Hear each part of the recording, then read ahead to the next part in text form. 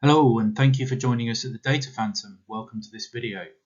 Today we'll be talking about master, reference, meta and transactional data. All very boring and scientific sounding words, but actually not that complicated when you dig into them. So without further ado, let's get into it. For this video, I want you to imagine that you're running a chain of coffee shops. You're a bit of a nerd and love a bit of data, so you're keen to start thinking about how putting a data spin on things might help you run and improve your business.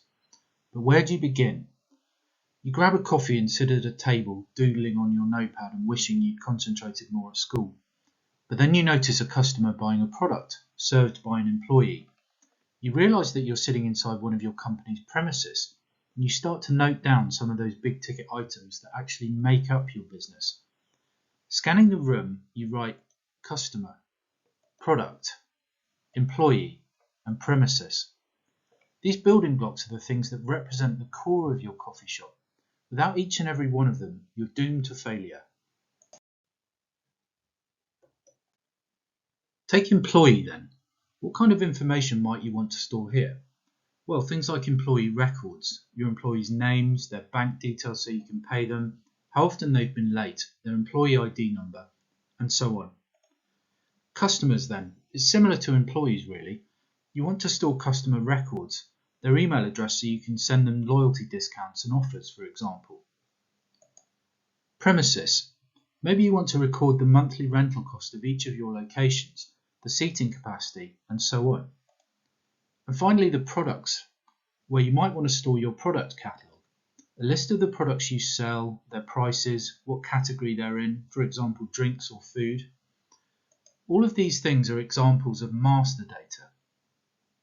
Master data is foundational data that defines your business, the essential core entities basically. Master data tends not to change frequently. For example, the employee's name in your employee table. They'll remain pretty static unless someone gets married or divorced, or changes their name by deed poll, or quits. We're going to use our products master data to help illustrate some examples in this video. Right then, we've made a products table. We've decided to store an ID, the name of the product, the category it's in, how much it is, and whether it's available.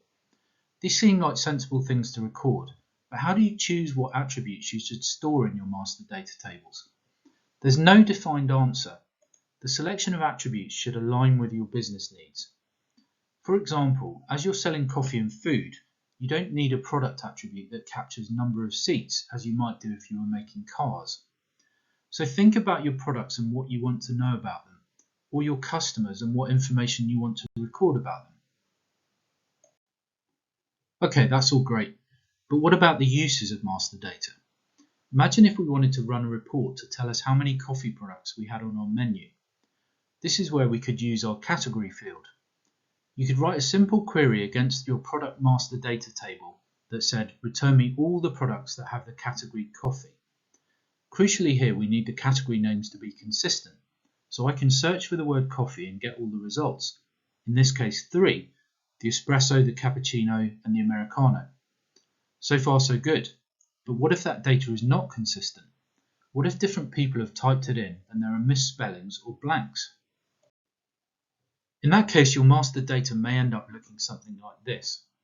If I try to do that same search to find the number of coffee products I have using the word coffee spelled correctly, I'll only get one result, and that's where we need reference data. So what is reference data? It's basically, as the name suggests, lists of reference or static items that can be used to categorize or describe other data. In the example here, we've made a reference data table that contains the names of product categories. These are things that are static and can be used to categorize your other data, in this case, the category that your product lives in. Based on the products that you sell, you've decided your categories are coffee, fruit drinks, and snacks. Each of your products can then be related to one of these buckets. But how does this avoid people typing in incorrect values like we saw in the coffee example? Well, imagine you had a screen that allowed you to enter a new product into your product table. You might have a drop-down list in there that uses data from the reference table to show you all the categories.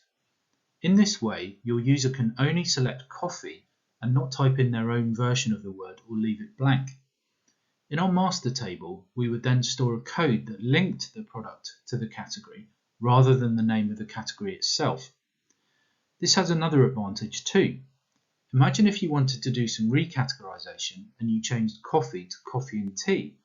With reference data, you only need to do that in one place, the reference data table. What then of metadata? This is the most confusing one, and the simplest explanation is that metadata is data that describes other data. An example of this would be metadata about a car. It's red, it weighs 2 tons, it uses petrol, it was manufactured in 2019. All of this is metadata. In your coffee shop, you might hold metadata about how many of each product you'd sold, what the average rating for a product was, the flavour profile of the beans that a product uses, and so on. Think of metadata as tags. If you were searching on YouTube for a video about football for whatever reason, you'd get a series of results. It may be that none of the videos in those results have the word football in the title, but they'll be tagged with that metadata. Finally then, we complete our tour by talking about transactional data.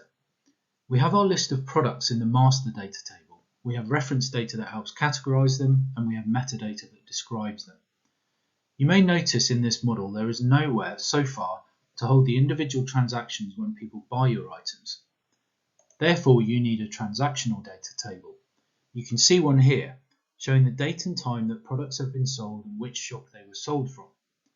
Transactional data therefore helps you run reports like how many cappuccinos have been sold in Bristol today. You'll notice as well that the transactional table uses product IDs instead of the product name. This is for the same reason as before. It avoids misspellings and allows you to change the name of a product in one place, the master table, and have it reflected everywhere else. In summary then, we've looked at 4 different types of data: master, reference, meta, and transactional. Master data is the stuff that represents your core business entities, those pillars. Reference data gives you those standardized codes to classify things. Metadata describes other data by tagging it, and transactional data captures what's going on day to day. We hope you've enjoyed this video, and thanks very much for tuning in.